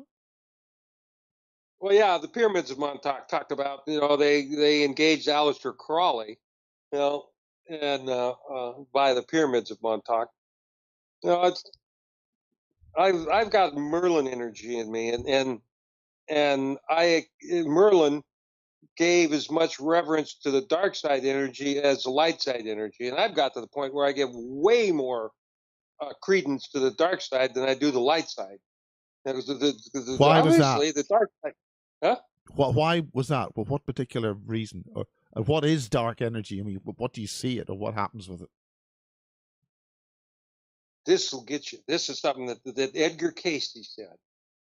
And that is that when our consciousness as pure consciousness goes to complete darkness, we are able to let go of the past, present, future is no longer a stable fact. It goes away. So, but our consciousness remains as a spark, right? So, and this is an essay that I've got there, levels of consciousness or levels of awareness beyond death and enlightenment. And this really is. So, if you go to complete darkness, your pure consciousness still exists, but the past, present, and future doesn't. So, at that point, your pure consciousness has complete control as it comes back out of darkness. And there are things that you can use that. There are actually technologies, like, for example, Dr. Joe Dispenza these days is teaching people how to shape shift their body right in front of your eyes. If you follow Joe Dispenza, he's doing that. How? By creating essentially a dynamic electrostatic field where you have an intent. Then you take that intent and lose it entirely, go into darkness, and then come back out of darkness with the same intent. This same thing can be used to make gold grow, which we've done. You take a capacitance field in between which is darkness, nothing. You have no frequency. And if no frequency, that means no light. Means no information. And if you pulse one side of the capacitance field with the nuclear magnetic resonance of gold, and then in between the capacitance field, you have molten gold, that gold grows. Gold's a crystal. All crystals grow when they're in the proper growing medium. Well, that is the growing medium of gold. And it does manifest. It can be like an ice cube maker, and it is. We've done it like an ice cube maker. Problem is that gold is perfectly pure and you can't sell it. So now, the same thing that Joe Dispenza is doing, the same thing that the way that this entire solar system and multiverse was manifest with preconditioned intents that are explained in the multiverse way of things. Preconditioned intents that, in Joe Dispenza's case, allows humans to shapeshift right in front of you, fix themselves, okay? Preconditioned events like judgment, carbon-oxygen antagonism, the spoken word, all these things that pre-existed the manifestation of this entire multiverse is done via dynamic electrostatic field, essentially. Electrostatic field being where you got nothing or darkness. And so, being Merlin, I say darkness is where our power is. And Dispenza is proving that without any shadow of a doubt. Edgar Cayce laid it out to us very clearly in two different ways. One saying that by going to darkness, you lose your past, present, future. The other one of his things that he said was that the spark or consciousness of all humans started at the same time. Past tense. Me? No, wrong, excuse me. Starts now, every microsecond. Our consciousness starts now. Where does it start? Darkness, where everything starts. All things are conceived in darkness. All seeds are germinated in darkness. Zero, nothingness. That's reality.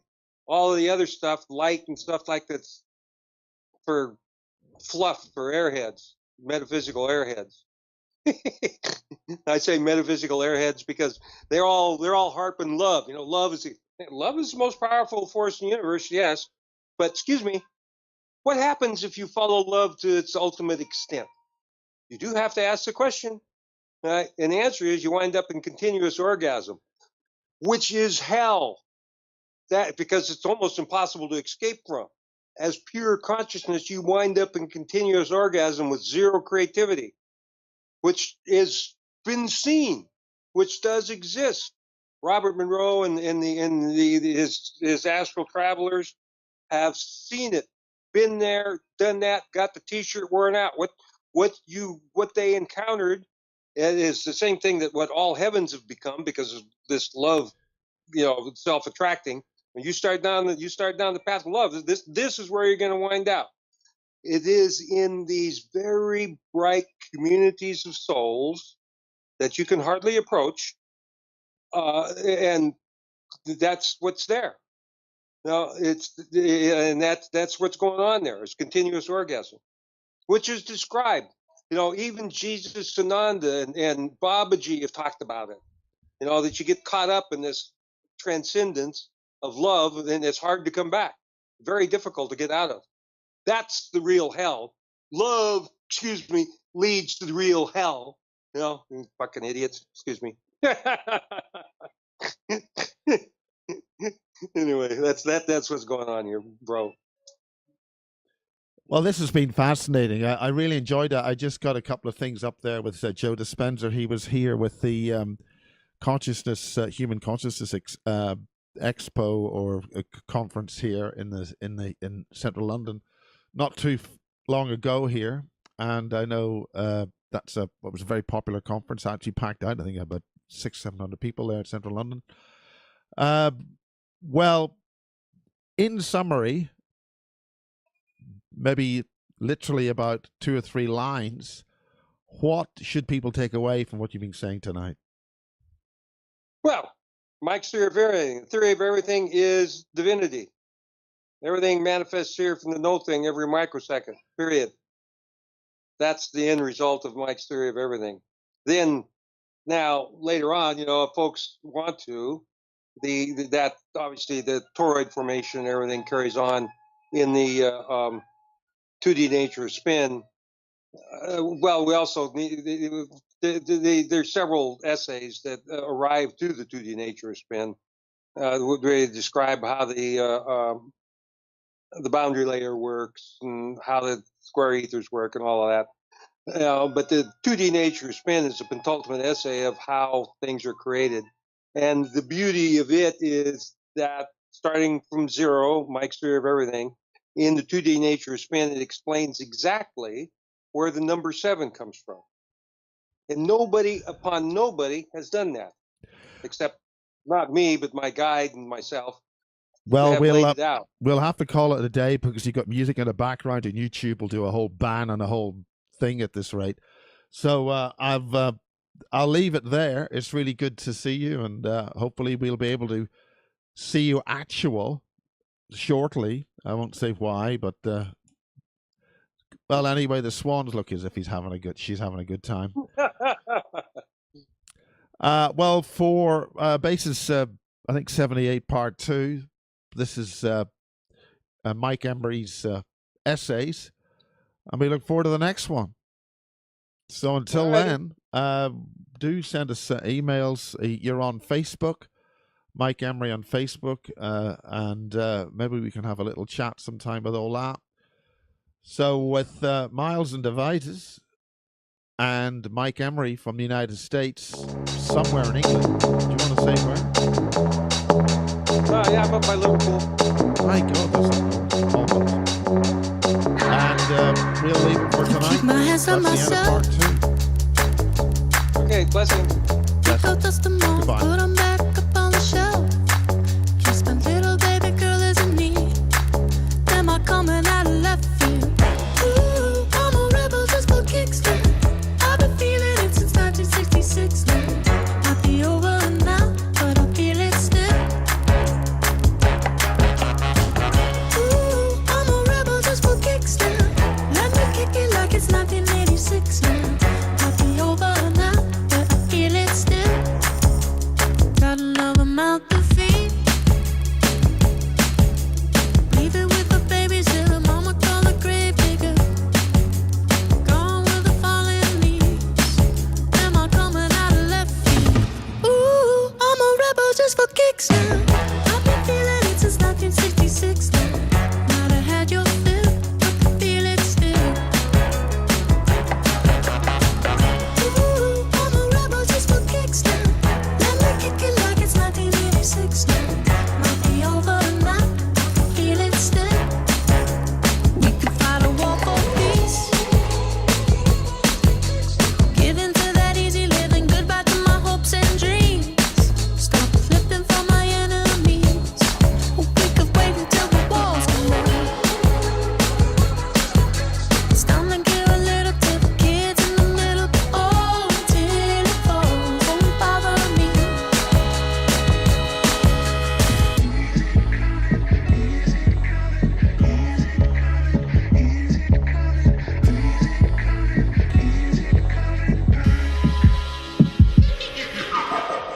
Ooh, I'm a rebel just for kicks. Yeah, your lovers and a bitch for my heart to eclipse now.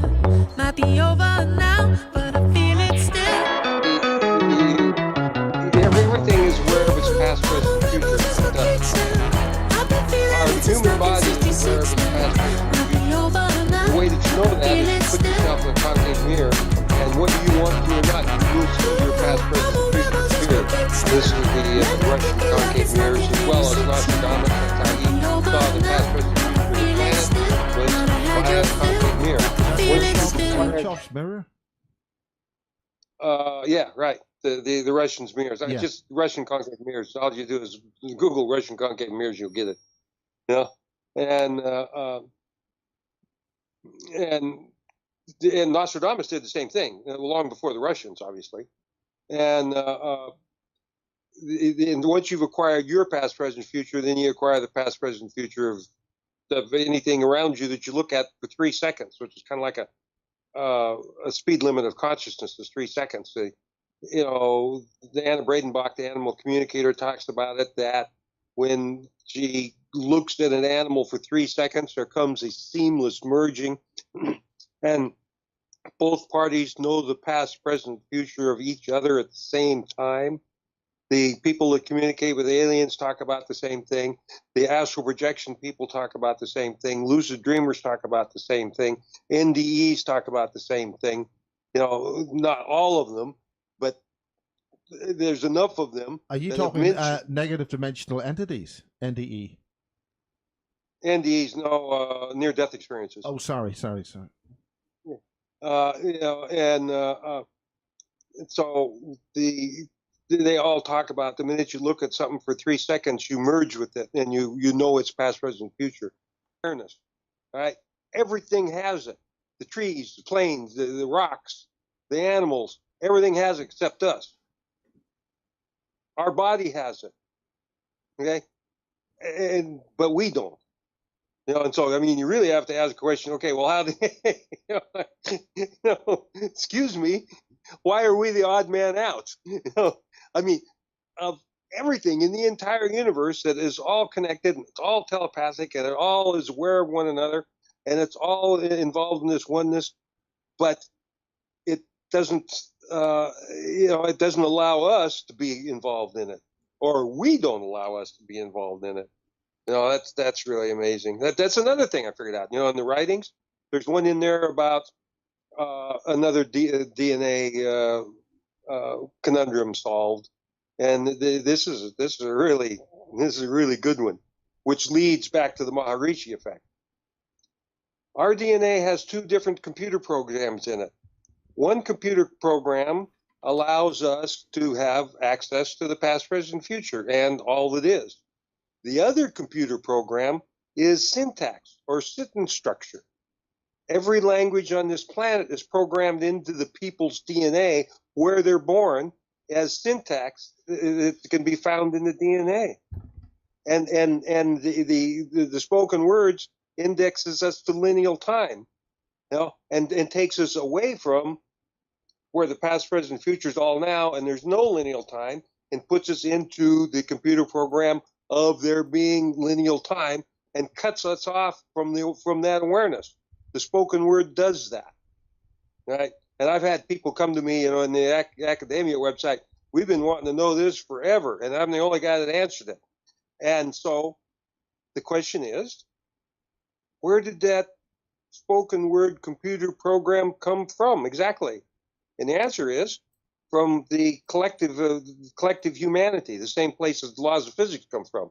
Collective humanity. We think the laws of physics is real. We think the spoken word is real. We think lineal time is real. Excuse me, it's all bullshit. Wrong again. You know, and so, all right, so why did we do it? Oh, well, we're an entertainment species, aren't we?